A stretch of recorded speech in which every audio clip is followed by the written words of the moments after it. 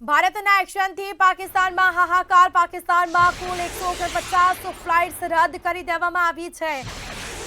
તો ઇસ્લામાબાદમાં 42 ફ્લાઇટ્સને પણ રદ કરવામાં આવી છે. પાકિસ્તાને જે ફ્લાઇટ્સો છે તેને રદ કરી છે. લાહોરમાં 36 અને કરાચીમાં પણ 34 જેટલી ફ્લાઇટ્સને રદ કરવામાં આવી છે. પાકિસ્તાને જે અવરચંડાઈ કરી છે તેનો ભારત જવાબ આપશે. આગામી દિવસોમાં કેવી પરિસ્થિતિ રહેશે પાકિસ્તાનની તે હવે જોવું રહ્યું, કારણ કે પાકિસ્તાનને ભીખ માંગવાનો વારો આવ્યો છે. પાકિસ્તાનને લોન લેવાનો વારો આવ્યો છે. એક તરફ ખાવાના ફાફા અને બીજી તરફ આવી રીતે જે અવરચંડાઈ કરી રહ્યો છે એટલે કે તેને છોડવામાં તો આવશે નહીં જ. રાજનાથ સિંહે પીએમ મોદીને સમગ્ર માહિતી આપી છે. રક્ષા મંત્રી સતત આપી રહ્યા છે પીએમ મોદીને માહિતી, તમામ અપડેટો આપી રહ્યા છે. ભારતના એક્શનથી પાકિસ્તાનમાં હાહાકાર મચ્યો છે. પાકિસ્તાનમાં કુલ 149 ફ્લાઇટ્સને રદ કરવામાં આવી છે. ફ્લાઇટ્સો છે તેને રદ કરવામાં આવી છે. તો ઓપરેશન સિંદૂર છે તે યથાવત જોવા મળ્યું છે. તો પાકિસ્તાનમાં કુલ 149 ફ્લાઇટ્સને રદ કરવામાં આવી છે. ઇસ્લામાબાદમાં 42 ફ્લાઇટ્સને રદ કરવામાં આવી. તો લાહોરમાં 36 અને કરાચીમાં 34 જેટલી ફ્લાઇટ્સને રદ કરી દેવામાં આવી છે. પાકિસ્તાનમાં કુલ 149 ફ્લાઇટ્સને પણ રદ કરવામાં આવી છે.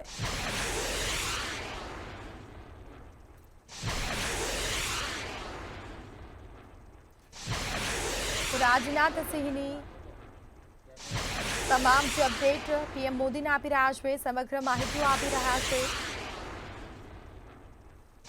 રક્ષા મંત્રી સતત આપી રહ્યા છે પીએમ મોદીને માહિતી. ભારતના એક્શનથી પાકિસ્તાનમાં હાહાકાર મચ્યો છે. ફ્લાઇટ્સો રદ કરવામાં આવી છે.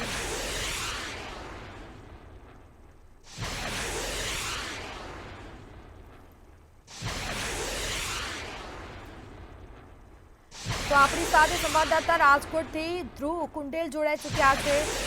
જી ધ્રુવ, ભારત અને પાકિસ્તાન વચ્ચે તણાવભરી સ્થિતિ જોવા મળી રહી છે અને તેને જ લઈને રાજકોટમાં કયા પ્રકારની સ્થિતિ જોવા મળી છે? બીજી તરફ અમારા સંવાદદાતા રોનક પણ લાઈવ જોડાયેલા છે. જી ધ્રુવ, ભારતીય સેનાએ જે પ્રકારનો પરાક્રમ દેખાડ્યો અને ભારતીય એર ડિફેન્સ સિસ્ટમ દ્વારા જે પ્રકારના જે હુમલાઓ પાકિસ્તાન દ્વારા કરવામાં આવ્યા હતા તે હુમલાઓને નાબૂદ કરવામાં આવ્યા. અને આ મામલે કહી શકાય કે જે લોકો છે તે પણ ખૂબ જ સંતોષની લાગણી વ્યક્ત કરી રહ્યા છે. ગઈકાલે રાત્રે કદાચ ઘણા લોકો છે તે પોતાના ટીવી સ્ક્રીન ઉપર જોતા હશે. ભારતીય સેનાનું જે પરાક્રમ છે તે ટીવી સ્ક્રીન ઉપર મીડિયાના માધ્યમથી ક્યાંક ને ક્યાંક લોકોએ નિહાળ્યા હશે અને સંતોષની લાગણી ક્યાંક લોકો વ્યક્ત કરી રહ્યા છે. જે પ્રકારનું કાયરાના હરકત પાકિસ્તાન દ્વારા કરવામાં આવ્યું હતું અને આ હરકતના કારણે ચોક્કસથી સમગ્ર દેશ છે તે આક્રોશમાં હતો. શા કારણે આ કરવામાં આવ્યું? અનેક વખત એ ન માત્ર આ જે પહેલગામમાં હુમલો થયો છે, પણ આ પહેલા 26/11 હોય, ઉરીનો હુમલો હોય કે પછી અનેક જે અક્ષરધામ ઉપરનો હુમલો હોય, પાર્લામેન્ટ ઉપરનો જે હુમલો હોય, આવા હુમલાઓ અનેક વખત પાકિસ્તાન કરી ચૂક્યું છે.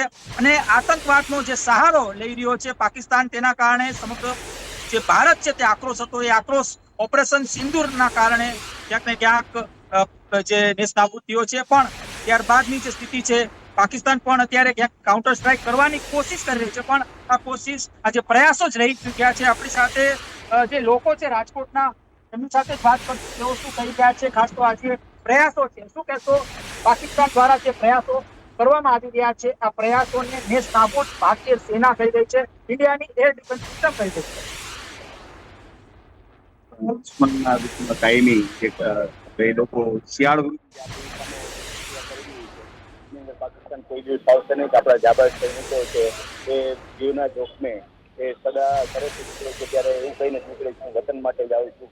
એ વતનની જે એની વફાદારી છે એ કોઈ દિવસ બેકાર નહીં જવા દે છે. અને હકીકત ભારતને મહાસત્તા બનતા કોઈ અટકાવી પણ શકશે નહીં. આજે બહુ સરસ રીતે કહેવામાં આવ્યું મીડિયા દ્વારા કે આપણે અત્યારે ઇઝરાયલની ડિફેન્સ સિસ્ટમ વાપરીએ છીએ. આ છે એટલે એક અગ્રણી પ્રેસ રિપોર્ટરે એવું કીધું કે આ જે એર ડિફેન્સ સિસ્ટમ છે એ ભારતની વપરાશ છે. આ સુધી આપણું ભારત આગળ વધી ગયું છે. એનું કારણ એ છે કે આપણા જાબાઝ સૈનિકો, એનો જુસ્સો, એના ફેમિલીનું એન્કરેજ અને ફેમિલીની દેશ પ્રત્યેની વફાદારી, એ સૈનિકોને અત્યારે આપણે આવા સંજોગોની અંદર સૈનિકોનું મનોબળ વધે તે બાબતે આપણે ખાસ જોવાની રહે છે. ચોક્કસથી સૈન્યનું મનોબળ વધે તે પ્રકારના પ્રયત્નો થવા જોઈએ અને જે પ્રયત્નો થઈ રહ્યા છે દેશની તમામ મીડિયા છે તે સૈન્યનું મનોબળ વધે તે પ્રકારનું જે કહી શકાય કે જે કવરેજ છે તે બતાવી રહ્યું છે. શું કહેશો ખાસ તો અત્યારે જે પ્રકારની અત્યારે ઇન્ડિયા દ્વારા જે અત્યારે કાઉન્ટર અત્યારે સ્ટ્રાઇક થઈ રહ્યા છે, ડ્રોનના હુમલાઓ થયા છે પાકિસ્તાન પર અને અત્યારે એર ડિફેન્સ સિસ્ટમની અત્યારે ચર્ચા ચાલી રહી છે, શું કહેશો? કેટલી લાગણી અને ખુશી અને સંતોષ એક ભારતીય તરીકે 100% ગૌરવ હોય તે પાકની નાપાક હરકતો પહેલગામમાં જે આપણા સામાન્ય લોકોને ખોટી રીતના ક્રૂરતાથી જે માર્યા હતા અને તેનો જવાબ જે ભારતીય મિલિટરી આપ્યો છે, ખરેખર જવાનોની આ બહાદુરી અને એમની દેશ પ્રત્યેની લાગણીને સો સલામ છે. ગઈકાલે આપણી એર ડિફેન્સ સિસ્ટમે પાકિસ્તાનના ફાઇટર પ્લેનો, ડ્રોન અને એમની મિસાઇલોને હવાની અંદર જ ખાત્મો કરી દીધો છે. ભારતીય તરીકે 100% ગર્વ થાય. જ્યારે દેશની સુરક્ષાની વાત આવે ત્યારે સર્વ સમાજ, સર્વ પક્ષ એક થઈ અને દેશ કઈ રીતના મજબૂત એ બના માટે અમારી સૌની લાગણી છે. ગઈકાલથી આ સમગ્ર દેશની અંદર ખુશીની લહેર છે કે પાકને દૂર ચટાડતું કરી દીધું છે અને હાજી બાપા કરવા માંડ્યું છે. તેમણે વર્લ્ડ બેંક પાસેથી અને અન્ય દેશો પાસેથી સામાન્ય લોન એ માંગી છે અને ઘરગથ્થુ જમવા માટેનો જે માલ સામાન એ માગવો પડ્યો. એટલે ખૂબ જ શરમજનક બાબત છે કે પાકિસ્તાન જે પાવર કરતું હતું એમને એની ઓકાત ગઈકાલે ભારતીય સેનાએ દેખાડી દીધી છે. ભારતીય સેનાના બહાદુર જવાનોના જે પરાક્રમ કર્યું છે એ બદલ સમગ્ર ભારતીયોમાં ખુશીની લહેર છે અને ગૌરવતાઓનું બધું છે. ચોક્કસથી ગૌરવની લાગણી અત્યારે સમગ્ર જે ભારતીય છે તે દેખાડી રહ્યા છે. ચાઇની જે કેટલી છે ત્યાં પણ આ જ પ્રકારની ચર્ચાઓ અત્યારે ચાલી રહી છે.